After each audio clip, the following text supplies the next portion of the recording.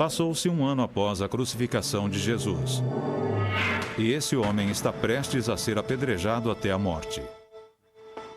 Seu nome é Estevão. Ele é um cristão. Saulo, um jovem judeu fabricante de tendas, assiste à execução. Em sua concepção, Estevão é um blasfemador e merece morrer. Estevão é o primeiro seguidor de Jesus que prefere a morte a renunciar às suas crenças. E assim, ele se torna o primeiro mártir cristão e quase automaticamente um dos primeiros santos cristãos.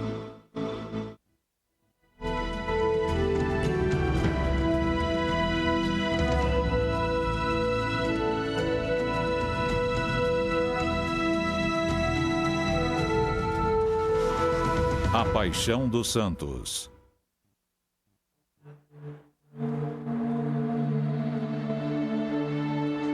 Outubro de 1982, Roma. Um novo santo foi acrescentado ao calendário da Igreja Católica Romana. Seu nome é Maximilian Kolbe, um padre polonês que foi morto em Auschwitz durante a Segunda Guerra Mundial, quando se ofereceu para assumir o lugar de um judeu que fora condenado à morte. La morte per martirio del padre Massimiliano Kolbe. Com essa cerimônia, Kolbe se junta oficialmente à legião de cerca de 10 mil homens e mulheres que são venerados como santos pelos católicos no mundo todo. Como Santo Estevão, Kolbe é considerado um mártir, isto é, alguém que morreu por suas crenças cristãs. Mas, diferentemente de Santo Estevão, a vida de Kolbe precisou ser formalmente investigada antes de sua canonização. Através dos séculos, as qualificações para a santificação mudaram, mas todos os santos compartilham certos traços em comum. São pessoas amorosas. Eles podem ter inúmeras imperfeições, mas quando amam, são autênticos. Consideramos santo aquele que deu a vida por sua fé. Ele se viu diante de uma escolha: fazer algo contra sua consciência cristã ou então ser morto. Desde o princípio, os santos foram associados ao martírio. Isto é, não bastava viver como Jesus, e sim morrer como Jesus. E foi isso que o Santo Estevão fez. Como Jesus, ele foi julgado e teve a chance de fazer um acordo. Suas convicções religiosas por sua liberdade. Como Jesus, ele recusou e perdeu a vida.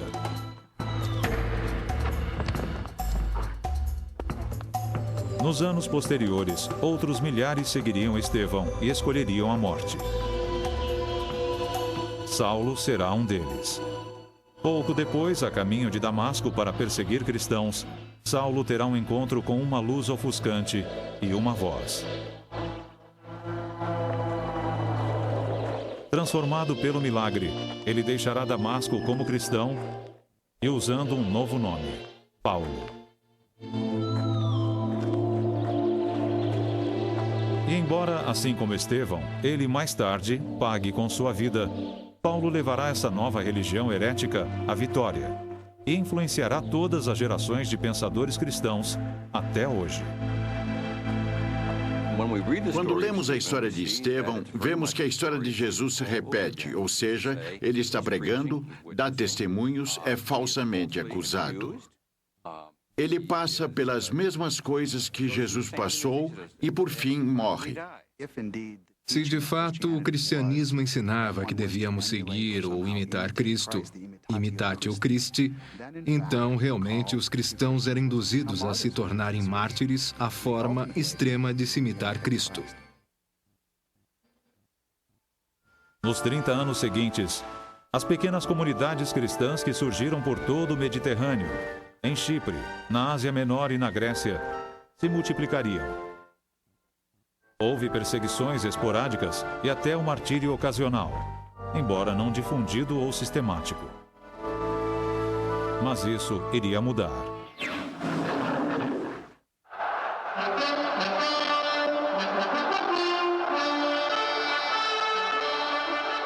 Roma por volta de 64 depois de Cristo, pelo menos como Hollywood imaginava que fosse.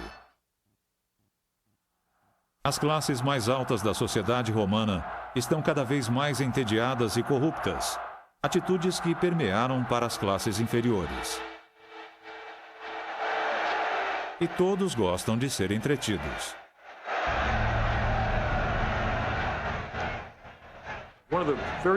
Uma coisa muito curiosa sobre os romanos é a enorme sede de sangue que tinham por jogos, nos quais animais lutavam contra animais ou homens contra homens.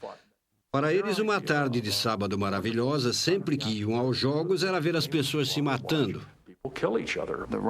Os romanos eram pagãos e politeístas e adoravam espetáculos, assim como adoramos futebol hoje. A Roma Antiga era uma sociedade muito violenta, com distrações violentas. Eles viviam num mundo violento. E ninguém gostava de um espetáculo mais do que o imperador Nero. Mas havia um outro tipo de cidadão vivendo em Roma na época, e eles eram diferentes. Eles eram membros de uma seita religiosa que venerava um carpinteiro morto chamado Jesus. E os romanos não sabiam ao certo o que deduzir disso. Houve várias acusações contra os cristãos. Uma delas alegava que eram antissociais. Os cristãos costumavam se encontrar em segredo, isto é, eles se reuniam de manhã cedo para rezar, enfim. E os romanos eram quase paranoicos em relação a sociedades secretas. Quando há um tipo de sociedade secreta, começam a surgir rumores. Um desses rumores dizia que os cristãos eram canibais, e isso talvez se deva às crenças cristãs sobre a Eucaristia. O pão e o vinho são o corpo e o sangue de Cristo. O outro dizia, e isso é comum sobre quem é discreto sobre sua vida, que eram sexualmente promíscuos.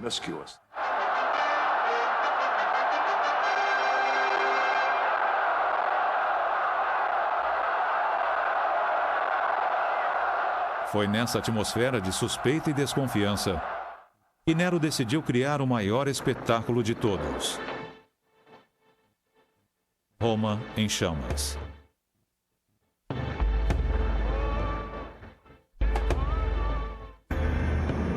Roma está em ruínas. Quando correm os rumores de que foi o próprio Nero responsável pelo incêndio, o clima nas ruas fica feio. Nero precisa de um bode expiatório e acha um. Eu declaro desta forma que a culpada pela queima da nossa amada cidade é a seita ilegal chamada cristianismo. Sua punição será uma advertência. Um decreto oficial é a resposta. Um espetáculo de terror. E o resto, como se diz por aí, é história.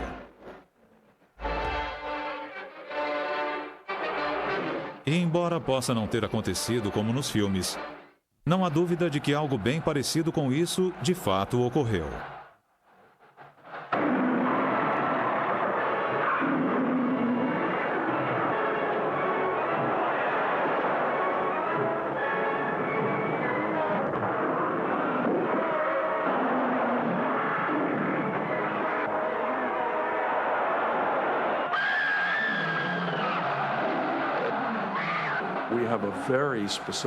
Temos uma descrição bem específica sobre a atitude de Nero. Tácito diz que uma das coisas que Nero fazia era despejar piche ou alcatrão sobre os cristãos, içá-los em postes e atear fogo como forma de prover iluminação para os guardas. Ele também os cobria com peles de animais selvagens e soltava os cães de caça atrás deles. E Tácito, que não gostava nem um pouco dos cristãos e os considerava só mais uma superstição, dizia nos anais o seguinte: embora fossem más, as pessoas tinham pena deles, não tanto por concordarem com eles, mas devido à crueldade com que eram tratados.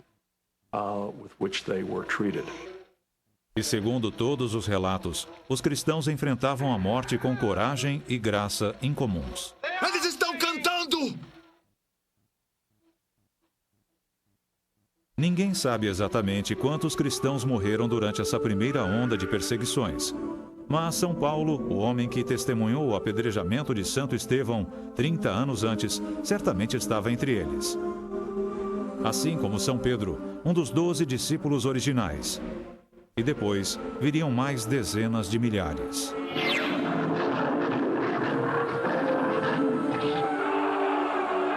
Em meados do século II, o escritor cristão Tertuliano pôde observar de forma seca e objetiva: se o Tibre inundasse suas margens, as estrelas ficassem imóveis ou a terra tremesse, o grito nas ruas era sempre o mesmo: os cristãos aos leões.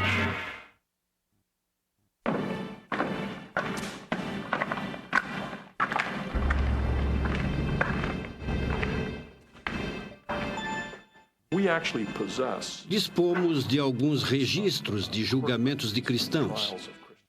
São muito breves e simplesmente dizem: você é cristão? Sim. Você renuncia a essa fé? Não.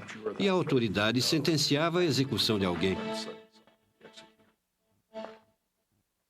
E cada vez que alguém morria, circulavam histórias sobre quem eram e como encontraram seu fim.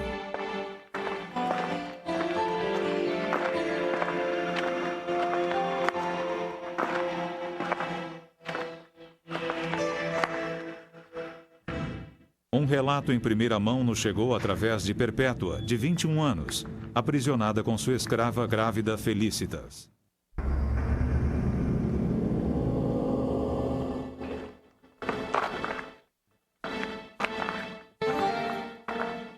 Mãe de um bebê, Perpétua prefere morrer a renunciar à sua fé, apesar das súplicas de seu pai pagão.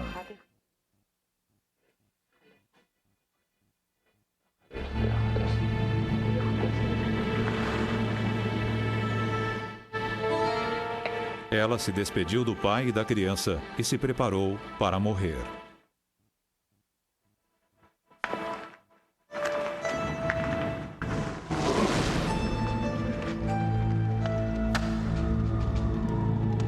Enquanto aguardava, Perpétua registrou uma série de visões em seu diário. Em algumas, ela triunfava sobre dragões e pagãos. Em outra, seu irmão, morto há tempos, aparecia. Um dia antes dos jogos, Perpétua teve uma visão final sobre ela mesma sendo despida e depois derrotando um egípcio feio num combate corpo a corpo. Naquele momento, ela escreveu: eu acordei e percebi que não lutaria contra animais, porém contra o demônio, e sabia que a vitória seria minha.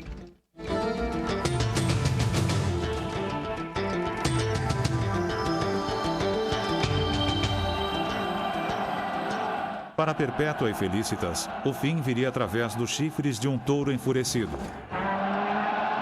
Primeiro ele atingiu Perpétua, depois foi atrás de Felicitas. As mulheres levantaram-se diversas vezes, mas o animal não as liquidava. No fim, Felicitas foi decapitada. Depois, um jovem gladiador desajeitado tentou decapitar Perpétua, mas só a mutilou. Finalmente, ela mesma guiou a espada até seu pescoço, aceitando a morte em nome de Cristo.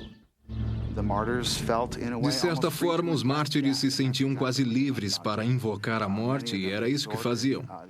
Muitos exortavam as autoridades a matá-los.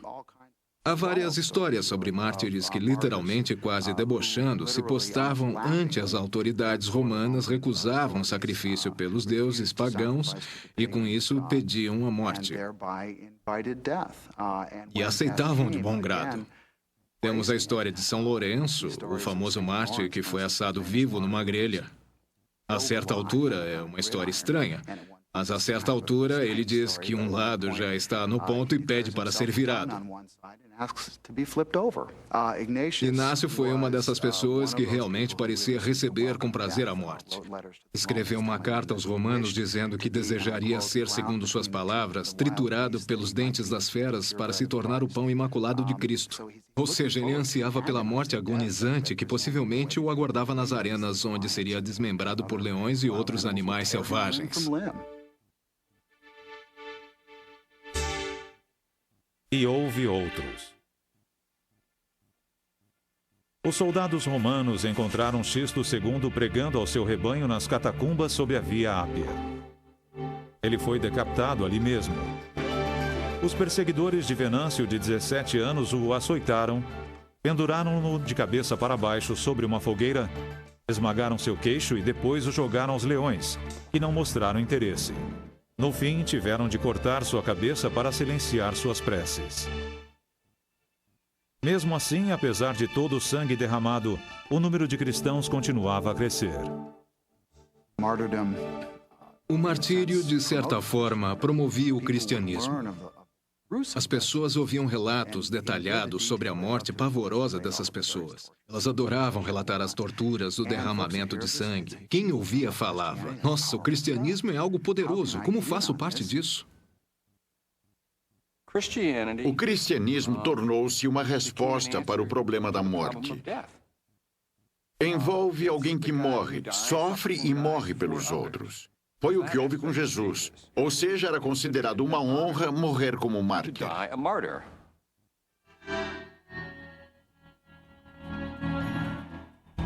Por volta dos anos 70, os cristãos estão ativos na Espanha. No ano 100, na área do Mar Negro.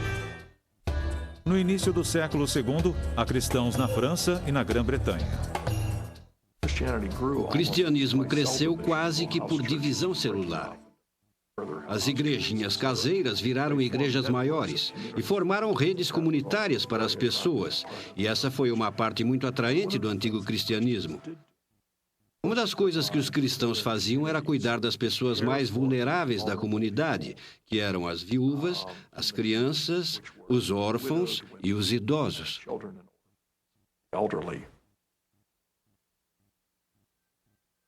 Os cristãos se organizavam através do poder investido nas mãos de bispos locais. E mesmo os bispos podiam ser mártires. Policarpo, bispo de Esmirna, pertencia à segunda geração de discípulos, aqueles que haviam conhecido os apóstolos, mas não Jesus.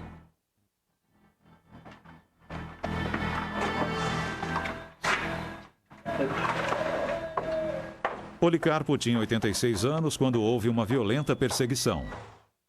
Quando os romanos vieram prendê-lo, ele os convidou a compartilhar de sua refeição e depois foi de bom grado. Ele pediu aos amigos que não se preocupassem, já havia previsto o seu martírio numa labareda. Ele foi levado à arena e, após se recusar 3 vezes a renunciar à sua fé, foi queimado vivo.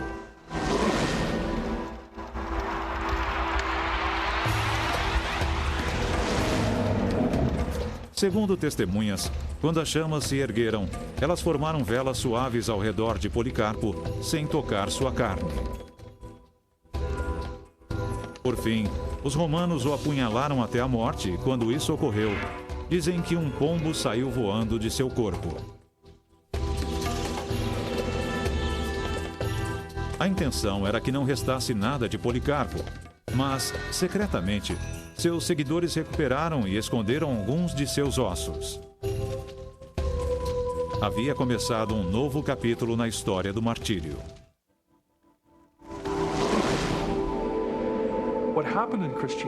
No cristianismo, quando os mártires morriam, seus corpos eram enterrados em cemitérios cristãos.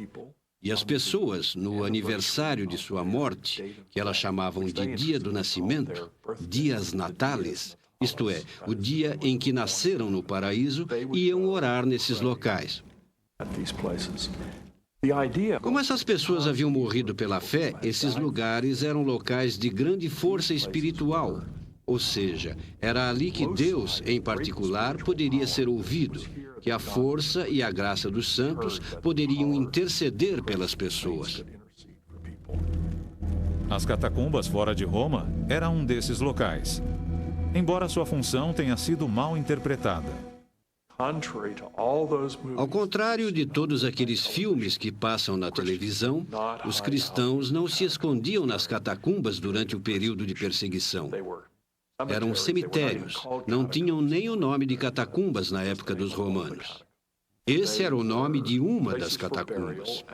Eram locais de sepultamento, e os cristãos iam até lá no dia do martírio de um santo para cerimônias religiosas ou visitar o local. Mas não se escondiam. Os cristãos não eram ogros que viviam sob a terra se escondendo das autoridades romanas.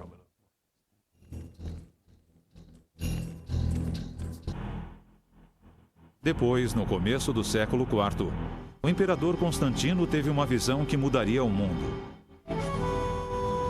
Ele viu no céu uma cruz brilhante com as seguintes palavras: "Com este sinal, vencerás."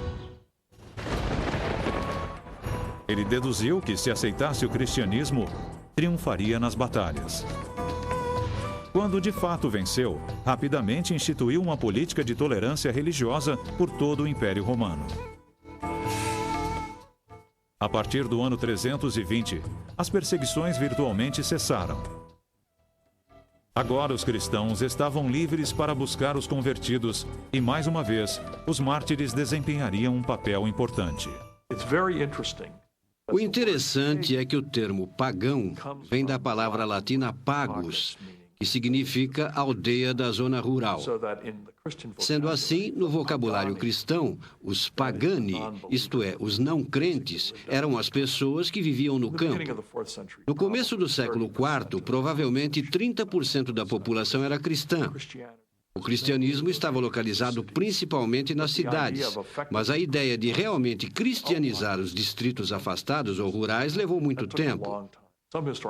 Alguns historiadores argumentam que a zona rural nunca foi de fato cristianizada. O que se vê a partir do século IV é a grande influência desses santuários dos mártires.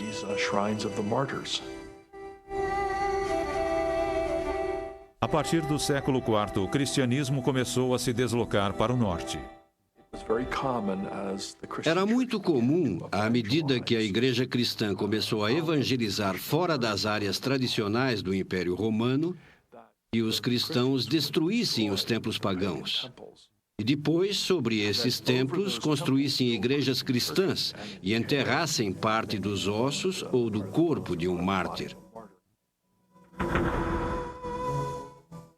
Desenvolveu-se um sistema de santuários, centros locais de poder espiritual, todos construídos em torno da história de um santo e seus restos mortais. Sem os despojos, uma igreja não era considerada uma igreja. Na verdade, no início do século IX, segundo a lei eclesiástica, qualquer igreja local que não tivesse os ossos de um santo no altar poderia ser demolida. Como era de se esperar, a demanda por restos mortais aumentou. O que acontecia se você fosse cristão e vivesse numa cidade que não tivesse o túmulo de um mártir? A tendência era achar o corpo de um mártir e levá-lo até o local, e assim também dispor de um local sagrado onde o poder desses mártires pudesse ser vivenciado pelas pessoas.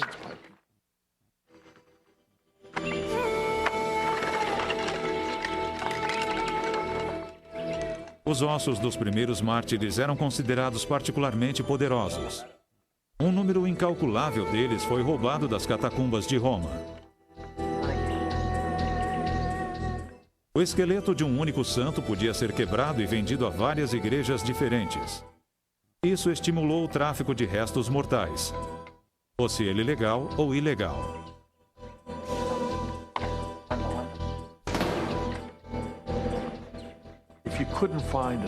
Se não dava para achar um mártir por perto, e isso era muito comum no início da Idade Média, sempre dava para roubar um corpo. E claro, era inevitável que houvesse apenas partes do corpo. Mas, embora os despojos dos antigos mártires fossem poderosos, os restos de um homem santo contemporâneo também podiam gerar milagres. Guarde a sua espada, Morpheus, ou transpassará sua alma com ela. Especialmente se eles, assim como Estevão, Perpétua e Policarpo, morreram defendendo a fé.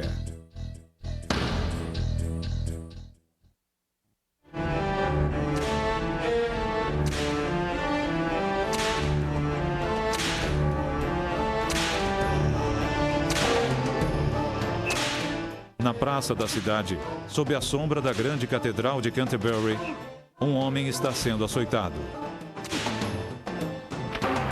Quem empunha o chicote são os monges e bispos de Canterbury. E o homem açoitado é Henrique II, rei da Inglaterra.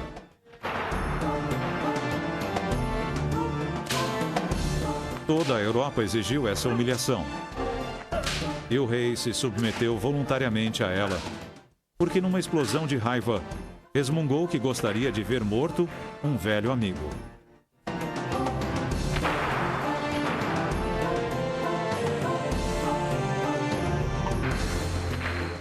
Esse amigo era Thomas Becket.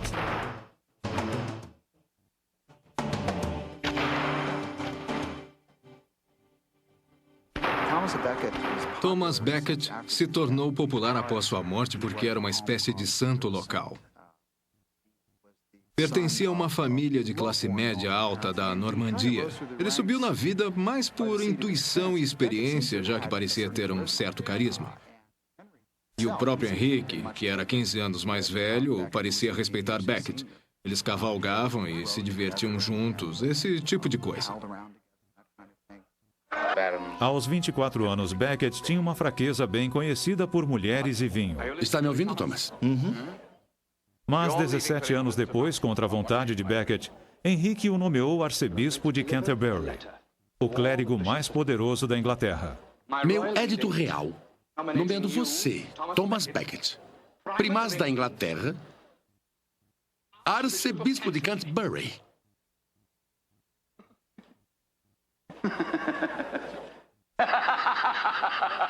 Cale-se! Thomas, eu falo sério.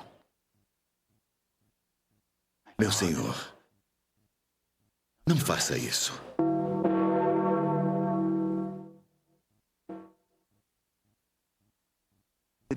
No dia em que se tornou arcebispo, ele passou a ter religião.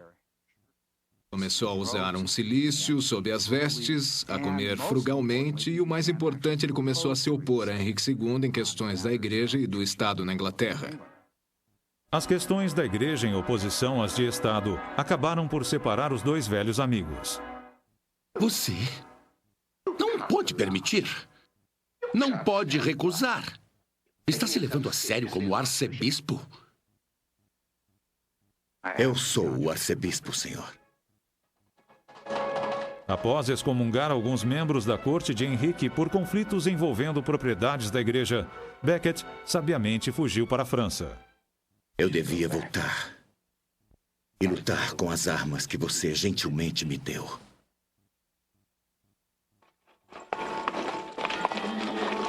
Seis anos depois, ele retornou à Inglaterra e soube que o filho de Henrique fora coroado príncipe na sua ausência, numa violação direta da lei eclesiástica.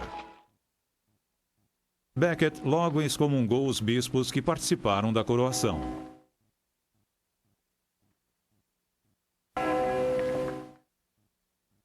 Enquanto ele estiver vivo, eu tremo. Fico abalado. Eu sou o rei. O volátil Henrique gritou que gostaria de se livrar daquele prelado impertinente. Um pequeno grupo de cavaleiros ouviu e levou a sério as palavras do rei.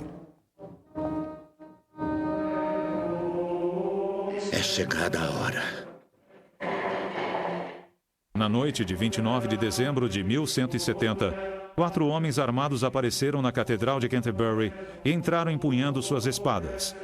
Após transpor várias portas, eles encontraram Becket orando em silêncio no altar. Ele já os esperava. Pare! Os cavaleiros exigiram que ele reintegrasse os bispos excomungados. Becket se recusou. Eles atacaram. O golpe que matou Becket foi desferido com tamanha força que quebrou a espada e respingou o altar com seu sangue e miolos. Horas após o assassinato, camponeses e outras pessoas entraram na igreja em silêncio para pegar pedaços do crânio de Becket e ensopar trapos com seu sangue para levar como relíquia. Uma relíquia sagrada que quase imediatamente começou a realizar milagres.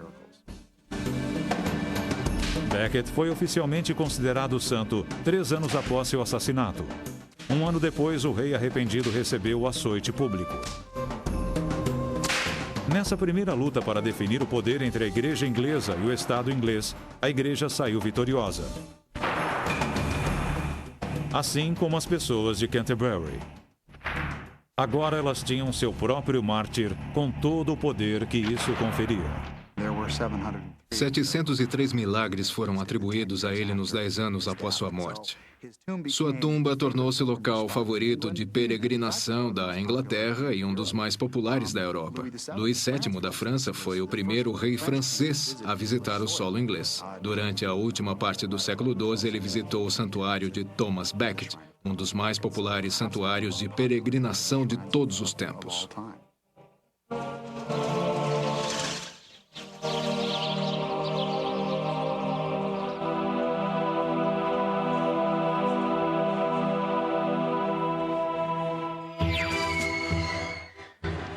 Mas não demorou muito para que os franceses tivessem sua própria mártir heróica. Uma guerreira incomum que levaria a França à vitória sobre a Grã-Bretanha, se tornaria uma das santas mais famosas de todos os tempos.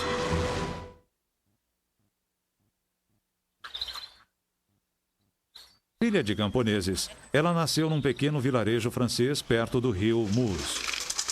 Ela era a quarta de 5 filhos. Seu nome era Joana. Nos seus primeiros 13 anos de vida, ninguém notou nada de especial sobre a garota, a não ser que costumava ser modesta e religiosa. Apenas uma criança normal que acabaria por mudar a história.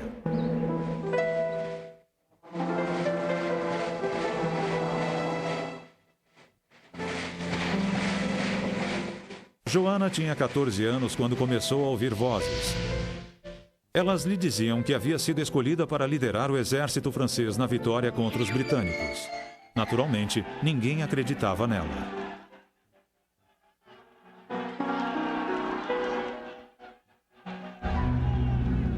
Não há nenhuma pessoa no mundo, nem reis ou nobres ou príncipes que possa ajudar a França que nós amamos. Ninguém exceto esta serva diante de vós. Não porque eu seja especial, mas porque o Rei dos Céus assim o quer. Bom motivo, é um bom motivo. Eu devo liderar os exércitos do Delfim. Liderar soldados? E desde quando ele tem exército? Por fim, Joana teve uma audiência com o herdeiro do trono francês, o Delfim. Para surpresa dele, ela foi capaz de reconhecê-lo em meio a uma multidão, sem jamais tê-lo visto antes. Deus falou comigo através de seus mensageiros. E ele deseja que eu o ajude a se tornar o rei da França. Mas o Delfim se mostrou cético até que Joana lhe disse algo em particular. Ninguém sabe o quê. Ele se convenceu de que ela havia sido enviada por Deus. Ao ataque! Avancem, homens! Joana assumiu o exército francês e, na liderança das tropas, rapidamente venceu a Batalha de Orleans. Em nome de Deus, avancem! A bruxa! A bruxa!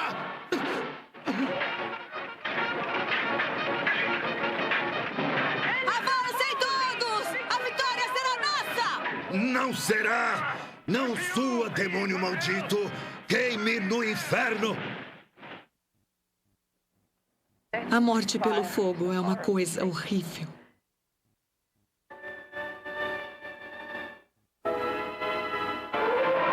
Mas quando o Delfim foi finalmente coroado rei, ele se mostrou fraco e indeciso e nunca reivindicou uma vitória final sobre a Grã-Bretanha. Nós lutamos tanto e demos o sangue para vencer. Sua Majestade assinou a trégua. E nosso rei nunca repudia sua palavra. Pouco tempo depois, Joana caiu nas mãos do Duque de Borgonha, que a vendeu aos britânicos para que fosse julgada como herege. No que concerne aos britânicos, Joana era uma bruxa.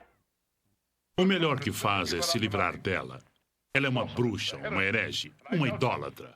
Deve ser queimada. Apesar do interrogatório rigoroso e cruel, Joana continuava a insistir que estava agindo sob as ordens de Deus. Tudo o que fiz foi sob o comando do Senhor. Isso é tudo que eu fiz direito. bruxa! Por fim, ela vacilou e assinou uma confissão de heresia, mas a desmentiu alguns dias depois. Nós, os juízes, acusamos você, Às 8 horas da manhã do dia 30 de maio de 1431, Joana foi levada ao mercado de Rouen e queimada na estaca. Uma bruxa de mentir, seduzir, prejudicar, ser presunçosa, falsa, cruel. Seu crime: associar-se ao demônio. Bruxaria.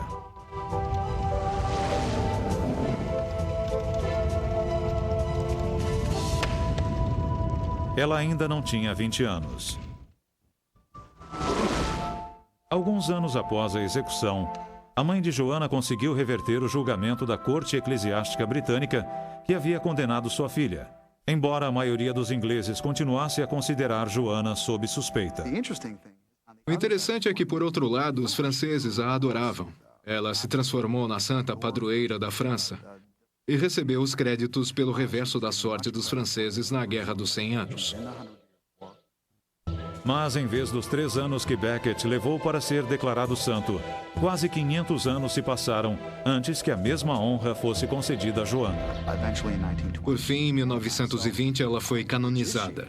Aí vem a pergunta. Um lado politicamente a considera uma santa, já o outro lado politicamente a vê como herege e bruxa. Qual o certo? Isso nos traz alguns problemas atualmente.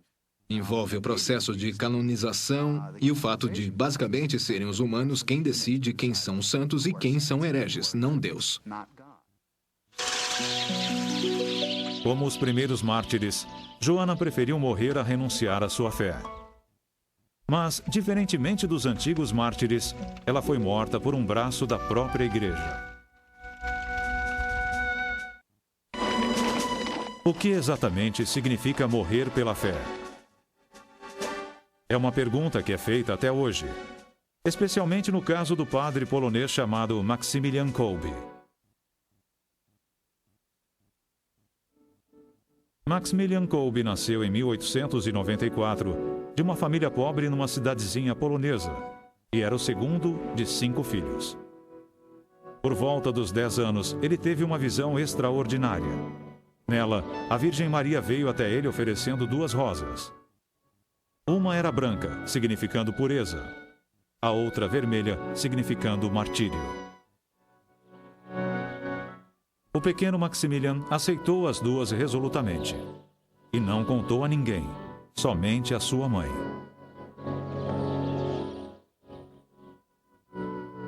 Ele cresceu, entrou para a ordem franciscana e foi enviado a Roma para estudar, doutorando-se em filosofia e teologia. Ele foi ordenado em 1918, enquanto o mundo ainda sentia os abalos que seguiram a Primeira Guerra Mundial.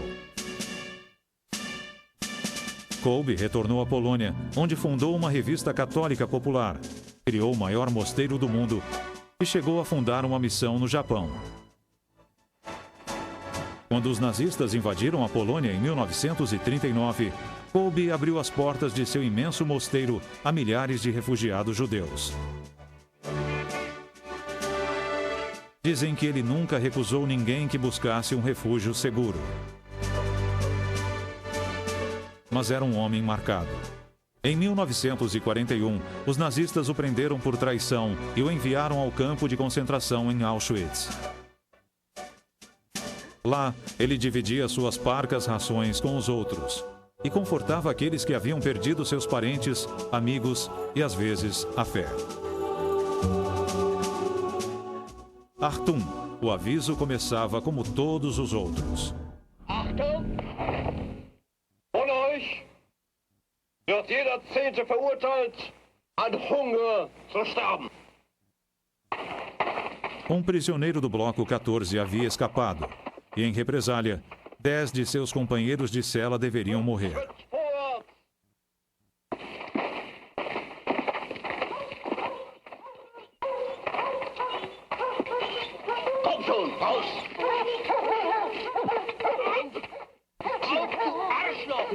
Francis Gajowniczek, um sargento do exército polonês de 40 anos, ouviu quando chamaram seu número. Mas tenho mulher e filhos, ele disse. Sem temor ou hesitação, o padre Kolbe deu um passo à frente e pediu que os nazistas o matassem em seu lugar. Gut. Para o comandante não fazia diferença quem morria.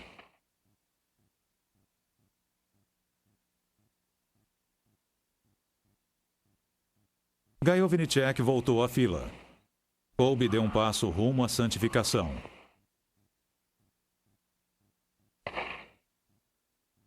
Embora Kolbe não fosse a única pessoa capaz de fazer um sacrifício tão heróico, o que ele fez espalhou-se rapidamente pelo campo. Tempos depois, um sobrevivente de Auschwitz declarou: "Ficamos sabendo que um de nós, naquela noite tenebrosa da alma, elevara o gesto de amor às alturas. Alguém desconhecido, torturado e destituído do nome e da posição social, enfrentou uma morte horrível no lugar de alguém com quem não tinha nenhum parentesco. Ficamos aturdidos com esse gesto que, para nós, se transformou numa poderosa explosão de luz no campo escuro." Entretanto, no que dizia respeito à igreja, Kolbe não morreu como mártir pela fé católica no sentido estrito do termo. Isto é, ele não foi escolhido para morrer devido a qualquer animosidade em particular com relação às suas crenças. Ele assumiu o lugar de uma pessoa casada dizendo: "Me levem, não sou casado, sou padre." E teve uma morte horrível, alimentando espiritualmente as pessoas à sua volta. Resistiu tanto que precisaram lhe dar uma dose letal. A questão é, ele morreu pela fé? Ele não foi escolhido por ser padre. Ele assumiu o lugar, trocou sua vida por outra. Isso deixou a igreja numa posição incômoda. Ao ouvir a história de Kolbe, qualquer um saberia instintivamente que ele era um santo. No entanto, tecnicamente, ele não foi um mártir da fé. No Vaticano, o Papa, ele mesmo um polonês, se debatia com o problema. O padre Peter Gampel foi um dos juízes oficiais do caso Kolbe. Alertei o Papa dizendo que não conseguia chegar a uma conclusão positiva sobre o martírio, a menos que o conceito de martírio fosse ampliado, porque Kolbe ofereceu sua vida pela de outro preso condenado à morte. Isso foi aceito.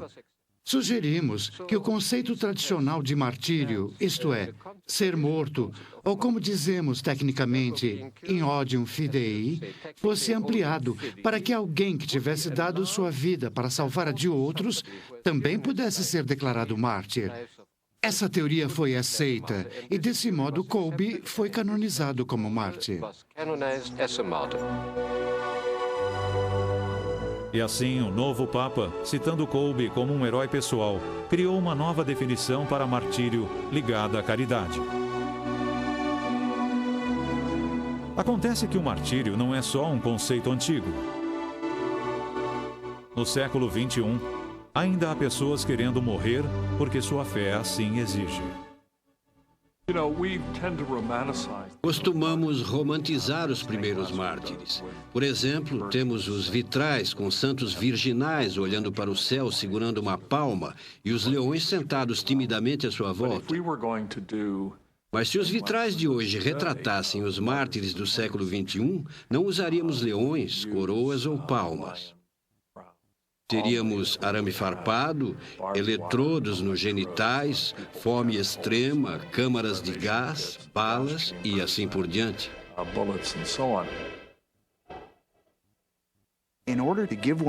Entregar-se a esse tipo de dor física de uma forma prazerosa e quase sorridente exige uma coragem extrema. Hoje em dia, poucos de nós se dispõem a se sacrificar dessa maneira.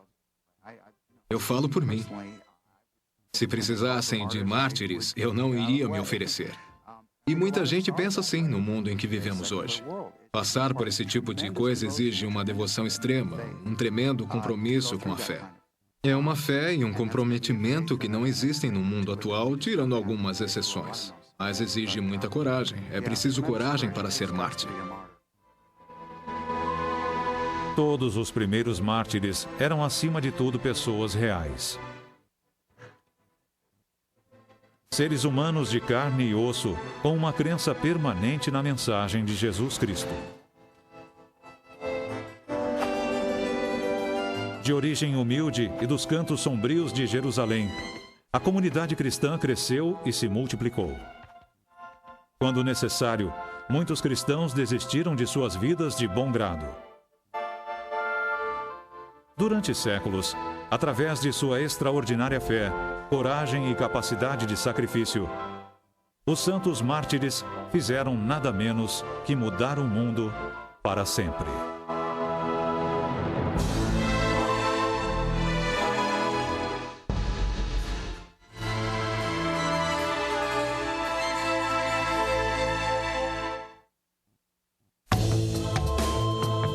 Versão brasileira, DPN Santos.